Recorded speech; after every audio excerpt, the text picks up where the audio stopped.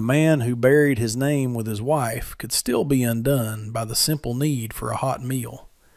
And so Jacob hammered a crude wooden sign into the frozen earth that said all that was left to say. Cook meated. The wind, a bitter and constant predator in this high Wyoming valley, tore at the letters as if trying to erase the request, to leave him to the cold solitude he had earned. His ranch was a lonely outpost, a scar of timber and stone against the endless, unforgiving white of winter. The mountains stood like silent, hooded judges around him, their peaks lost in a perpetual shroud of gray cloud. For 2 years, the only warmth in his cabin had come from the stone hearth, a greedy mouth that devoured wood but gave back no comfort. And the only company was the phantom weight of memory, a ghost that sat in his wife's empty chair and watched him with hollow eyes. He had forgotten the sound of another person's breath in the quiet hours before dawn, the simple scent of another living soul. He was a man whittled down to bone and regret, his heart a frozen river that no spring seemed capable of thawing.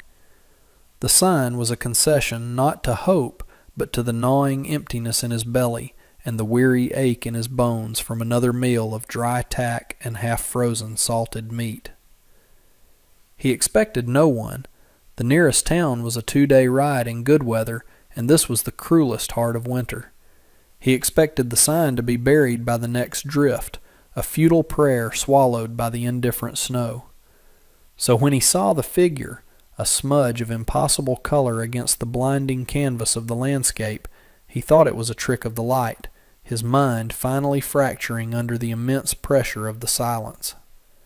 But the smudge grew, resolving itself into the shape of a girl, small and impossibly fragile, walking directly toward his cabin.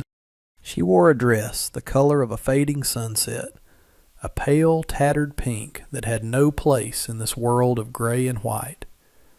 As she drew closer, he saw that she had no coat, no shawl, and most astonishingly, no shoes.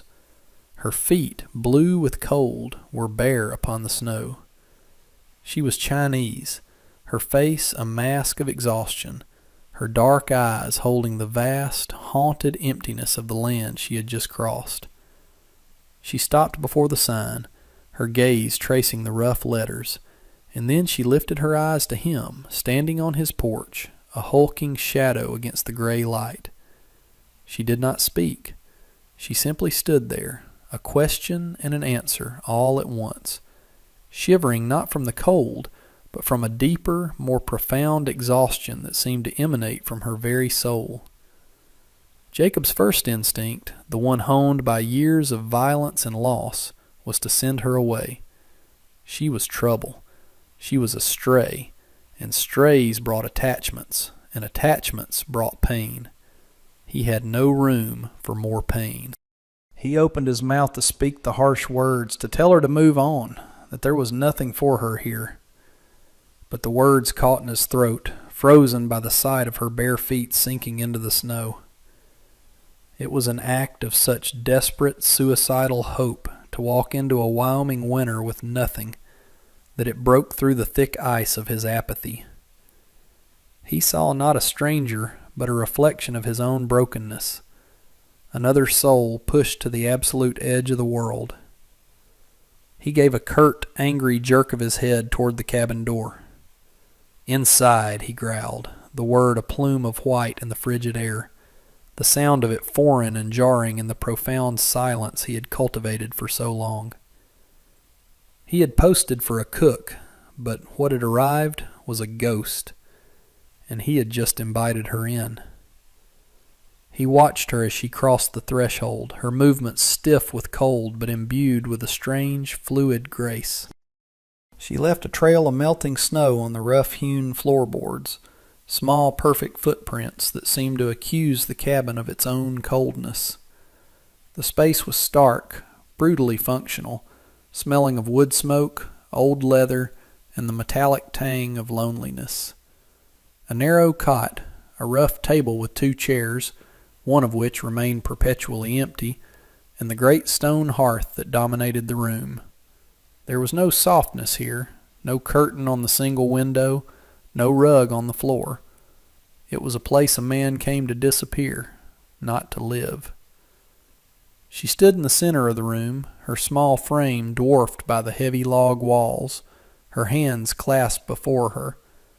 The tattered pink cheongsam she wore was made of thin silk, a garment for a warmer world, for a life unimaginably distant from this frozen wasteland. Its edges were frayed, and a long dark stain marred the fabric near the hem, but she wore it with a kind of innate dignity that defied her circumstances. Jacob said nothing more, merely pointing a calloused finger toward the cast-iron stove. It was a gesture of command, a test. He expected her to falter, to confess she could not read the sign, that she was just seeking shelter. He half hoped she would, giving him a reason to cast her back out into the snow before she could take root. But she simply looked at the stove, then at the meager stack of provisions against the far wall, a sack of flour, a half-empty crate of potatoes, a slab of salt pork hanging from a hook. Her gaze was quick, assessing. She gave him a slight, almost imperceptible nod. Then, without a word, she moved. Her silence was not empty. It was dense, filled with an unspoken history. She went first to the water bucket, her hands moving with an economy that spoke of long practice. She washed them, the icy water a shock he knew she must feel, but her expression remained unchanged. She then approached the provisions, her touch on the rough flour sack gentle, respectful. She seemed to be listening to the ingredients, divining their potential. Jacob retreated to his chair by the fire, the one that did not belong to his wife's memory, and watched her, his wariness a physical presence in the room. He was a man who understood the language of violence, of survival, but this quiet, methodical ritual of creation was foreign to him. He watched her peel the potatoes with a small knife she produced from a hidden pocket in her dress, the blade worn but sharp. Her fingers, though numb with cold, were deft and sure. She stoked the fire in the stove, her movements precise, coaxing a steady, even heat from the wood. Soon the air, once thin and sharp, began to thicken with the scent of frying salt pork and onions. It was a smell from another life, a lifetime ago. It was the scent of home, and its sudden presence in this hollow shell of a cabin was a violation, a trespass against the sterile sanctuary of his grief. He felt a knot tighten in his chest, a strange and unwelcome mixture of anger and a longing so sharp it was akin to physical pain. He had wanted a cook to fill his belly, not to fill his house with ghosts of warmth and comfort he had long since sworn off. The meal she prepared was a miracle born of scarcity. From potatoes, flour, salt pork, and a few wild onions he'd forgotten were drying by the hearth, she created a thick, savory stew in a small stack of skillet flatbread, golden brown and fragrant. The aroma filled every corner of the cabin, a warm, living thing that pushed back against the cold seeping through the walls and the deeper chill emanating from his own heart. She served him first, placing a steaming bowl on the table before him without a word, her eyes downcast. Her movements were a study in unobtrusive service, as if she were trying to make herself as small and invisible as possible. Jacob stared at the stew. Steam rose from it in gentle curls, carrying the scent of nourishment, of life. It had been years since anyone had cooked for him, years since a meal had been anything more than a grim necessity to be choked down. He picked up the spoon, the metal cold against his fingers, and took the first bite. The warmth spread through him instantly, a liquid fire chasing away the internal frost. It was more than just food. It was a craft, an act of transformation. The simple ingredients were elevated, the flavors balanced, the texture perfect. He ate the entire bowl without stopping, the silence of the room broken only by the scrape of his spoon against the wood. When he was finished, he looked up at her. She stood by the stove, her back to him, waiting. She had not served herself. He cleared his throat, the sound rough from disuse. "There's more." It was not a question. He ladled another portion for himself, and then, after a moment's hesitation, filled a second bowl and pushed it across the table toward the empty chair. It was an invitation, and it felt like a betrayal of the ghost who resided there.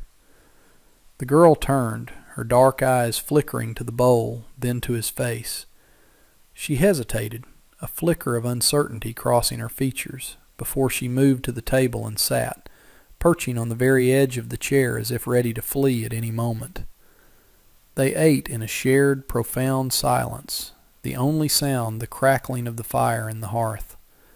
The food was a bridge between them, a language they could both understand. When they were done, he rose and went to an old sea chest that held the last remaining remnants of his wife's life. He pulled out a pair of worn leather boots. They were small for a man, but would be far too large for the girl. They were scuffed and the leather was cracked, but they were sturdy and lined with wool. He placed them on the hearth, close to the fire, and said nothing. He did not look at her. It was not a gift, he told himself. It was a practical matter. He could not have a person dying of frostbite on his floor. But as he sat back down and watched the firelight play over the worn leather, he knew it was a lie.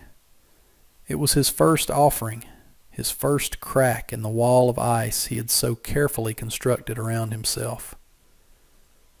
The days that followed fell into a quiet, unspoken rhythm, as steady and predictable as the slow, relentless march of winter. Jacob would rise before the sun, the cold air a familiar shock to his system, and find the girl, he still did not know her name and had not asked, already awake. A low fire would be glowing in the stove, and the scent of coffee, a luxury he rarely bothered with for himself, would be hanging in the air.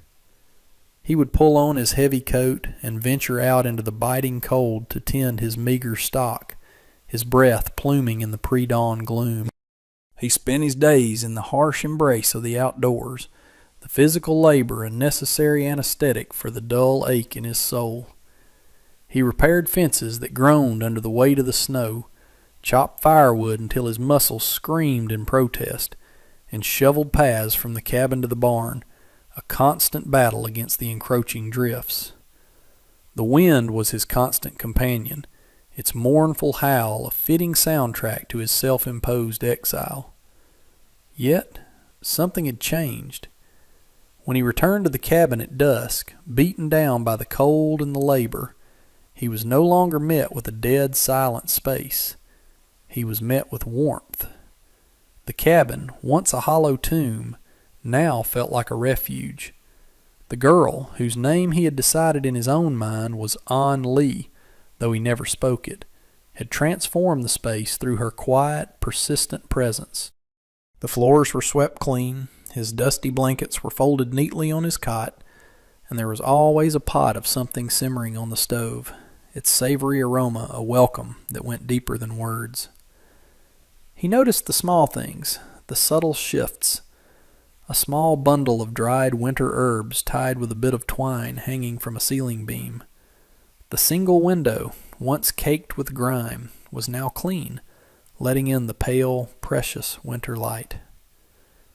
One day he came in to find a small, intricate knot she had tied from a piece of discarded rope, hanging on a nail by the door. It was beautiful in its simplicity, a small, perfect piece of order in a world of chaos.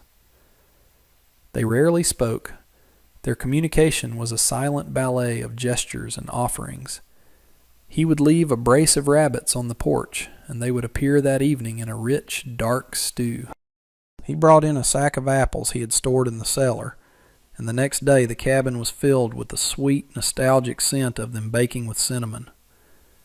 In return for his provision, she provided not just food, but care.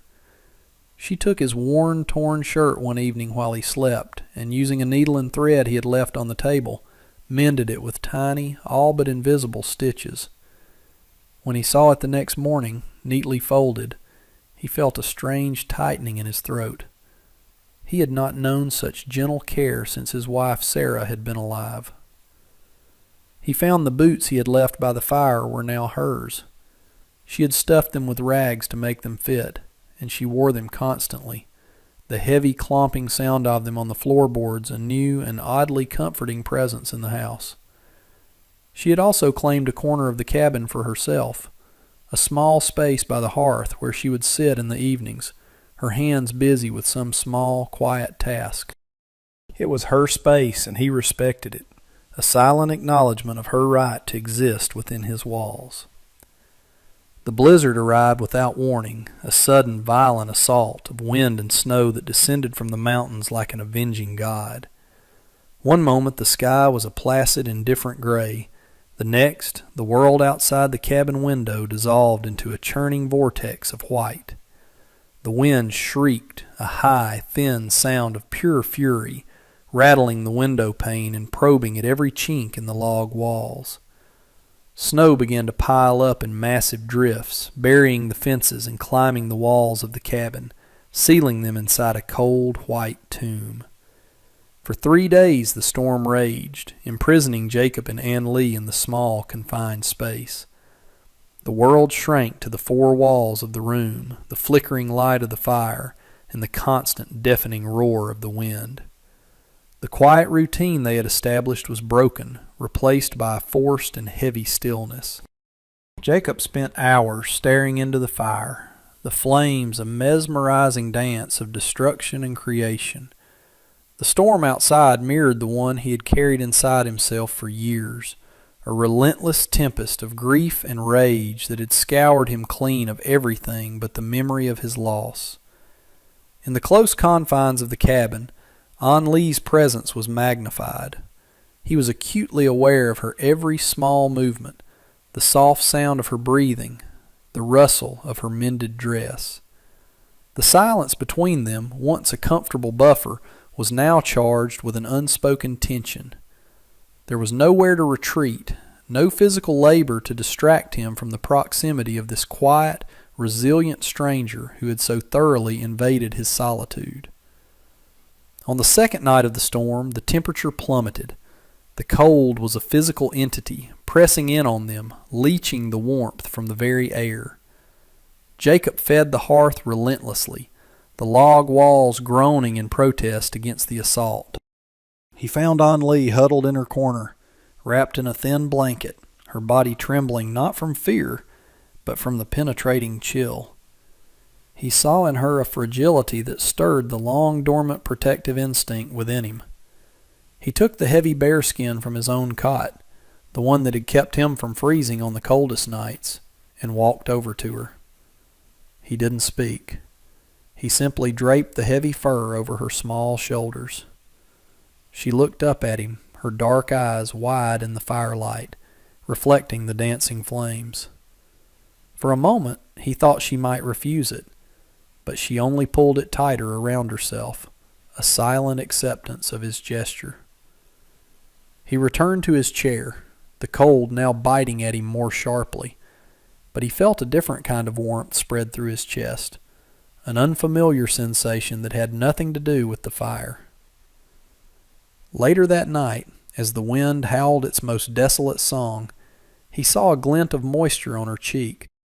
A single tear escaped and traced a silent path through the grime on her skin. She was staring into the fire, but he knew she wasn't seeing the flames. She was seeing a memory, a loss as profound as his own. He felt an urge to speak, to ask, to offer some useless word of comfort, but he crushed it. He knew that some sorrows were too deep for words. Instead, he simply remained where he was, a silent guardian in the storm, his presence a quiet testament to the fact that she was no longer alone in the dark. When the storm finally broke on the fourth morning, it was to a world transformed. The wind died, leaving behind a silence so absolute it seemed to ring in the ears. Jacob opened the cabin door to a landscape of impossible, pristine beauty. The snow lay in deep, sculptural drifts, glittering under a weak sun that had finally broken through the clouds. Every sharp edge of the world had been softened, buried under a thick white blanket of peace. It was a lie, of course. Beneath the serene surface, the world was more treacherous than ever, the cold deeper, the dangers hidden. But for a moment, it looked like a fresh start, a clean slate. The shared ordeal inside the cabin had forged a subtle but significant shift in the space between them. The tension had eased, replaced by a quiet sense of mutual reliance. They had weathered the storm together, two solitary souls bound by the shared shelter of four walls. That afternoon, as he was clearing a path to the woodpile, she emerged from the cabin, bundled in her oversized boots and the heavy bearskin. She carried a steaming mug in her hands, which she held out to him. It was coffee, black and strong. He took it, his gloved fingers brushing against hers. The brief contact was like a spark in the frigid air. "Thank you," she said. Her voice was soft, barely a whisper, and slightly hoarse from disuse. The two simple words, the first she had ever spoken to him, struck him with the force of a physical blow. He had grown so accustomed to her silence that the sound of her voice was both a shock and a revelation. It was a melody he hadn't realized he had been missing. He could only nod in response, the words caught in his throat. He watched her retreat back to the cabin, the heavy bearskin trailing behind her in the snow. Later that day, a new sound filled the cabin. As she kneaded dough for the evening's bread, she began to hum. It was a low, melancholy tune, a melody filled with a deep and ancient sadness. Yet it was not without a thread of resilient hope. The song wound its way into the wooden walls, into the very fabric of the small space, and into the silent, guarded corners of Jacob's heart. He sat by the fire, pretending to clean his rifle, but he was listening to her song. It spoke of loss and longing, of a home left behind and a journey filled with hardship. It was her story, told in a language more profound than words. He found himself closing his eyes, letting the sad, beautiful music wash over him, a strange and bittersweet comfort. The cabin was no longer silent. It had been filled with the scent of baking bread, the sound of a soft, humming voice, and the fragile, burgeoning possibility of a life reclaimed from the ruins. The fragile peace of their sanctuary was shattered a week later by the arrival of 3 riders.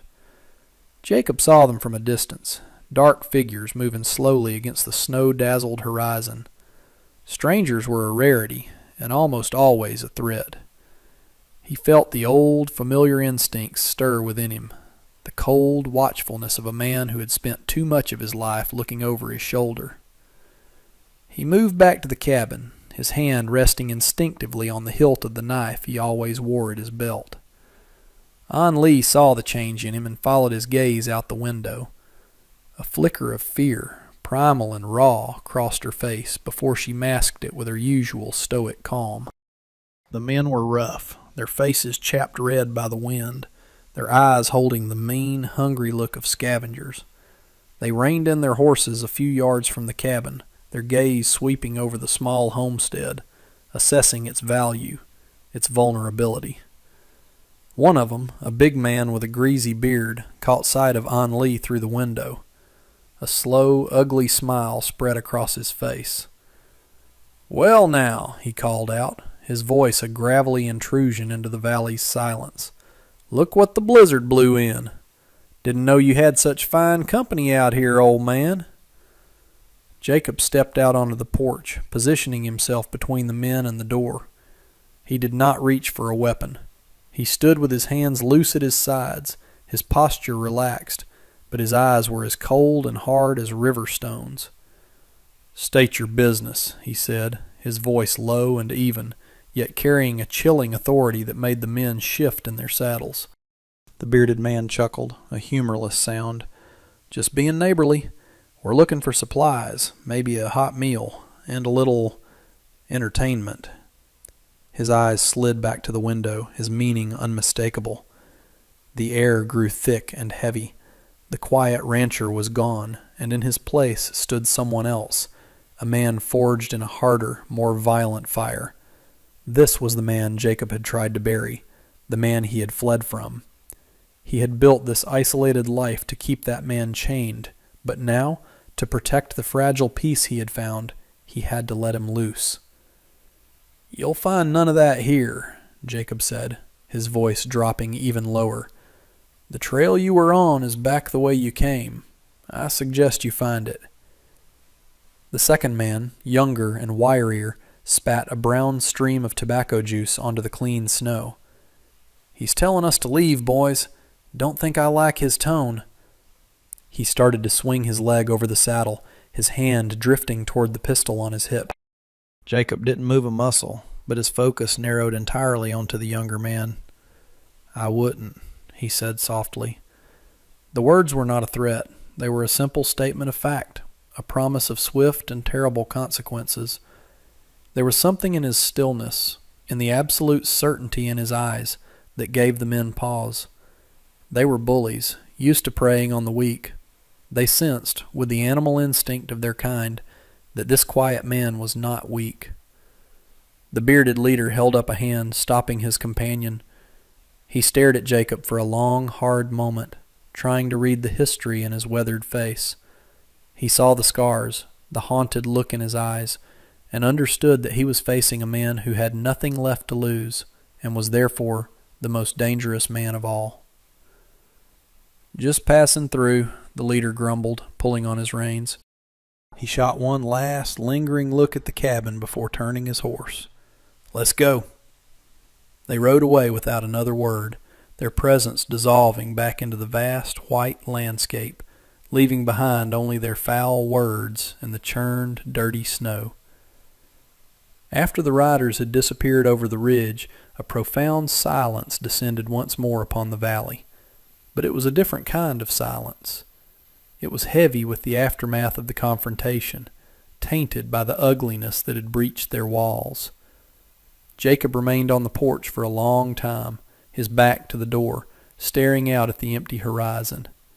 The adrenaline slowly seeped out of him, leaving him feeling hollowed out and weary. The cold, controlled man who had faced down the drifters retreated, and the grieving, broken man he was underneath resurfaced. He was ashamed. Ashamed that he had been forced to resurrect that part of himself, the part that spoke the language of violence. He had wanted Anli to see him as a protector, but he feared she had only seen a killer. He finally turned and went back inside, the warmth of the cabin feeling like a judgment. Anli was standing by the hearth, her back to him. He could not read her expression. He expected her to be packing her few meager belongings, to be fleeing from the man she had just seen, the darkness he carried within him. He sank into his chair, the weight of his past pressing down on him, a burden more crushing than any physical labor. "You should go," he said, his voice a rough rasp. "It's not safe for you here. That part of my life, sometimes it follows me." He waited for her to agree, to gather her things and walk back out into the snow, leaving him to his solitude once more. But she did not move. After a long moment, she turned to face him. Her expression was not one of fear. It was one of quiet, profound understanding. She walked over to him, and he saw that she held a small bowl of warm water and a clean rag. She knelt before him and gently took his hand. He hadn't even realized he was bleeding. A small, shallow cut across his knuckles, from where he had gripped the porch railing too tightly. Wordlessly she began to clean the wound. Her touch was feather light, incredibly gentle. As she tended to the small injury, the dam of his silence, the one he had maintained for 2 long years, finally broke. "My wife," he began, the words tasting like rust in his mouth. "Her name was Sarah, and we had a son, David." He spoke of the fever that had taken them both within a week of each other, of his helplessness as he watched the 2 brightest lights in his world flicker and die. He spoke of the man he was before, a lawman, a gunslinger, and the violence that had clung to him like a shroud, a violence he could not protect his family from. He had buried them, and then he had buried that man Jacob along with them, coming to this remote valley to let the rest of him wither and fade. When he finished, the cabin was silent, save for the crackling of the fire. He felt raw, exposed, as if he had peeled back his own skin. An Lee finished tying a strip of clean cloth around his hand. She looked up at him, her dark eyes filled with a sorrow that mirrored his own. "They took my family," she whispered, her own story a painful echo of his. "In my home, across the ocean. Then they sold me. I ran. I have been running for a long time." Their shared confessions hung in the air between them, 2 immense and heavy weights. But in their sharing, the burden was somehow lessened. They were no longer just a man and a girl from different worlds, but 2 survivors, 2 broken souls who had found in each other a quiet harbor in the storm. The harsh grip of winter began to loosen its hold on the valley. The change was subtle at first. The sun felt a fraction warmer on the skin, the days stretched a few minutes longer, and the relentless wind seemed to lose some of its biting edge. Icicles that had clung to the eaves of the cabin for months began to weep, their slow, steady drips a rhythmic countdown to the coming thaw. Patches of dark, damp earth began to appear on the south-facing slopes, stark against the receding snow. A sense of awakening, of life stirring from a long and deep slumber, permeated the air.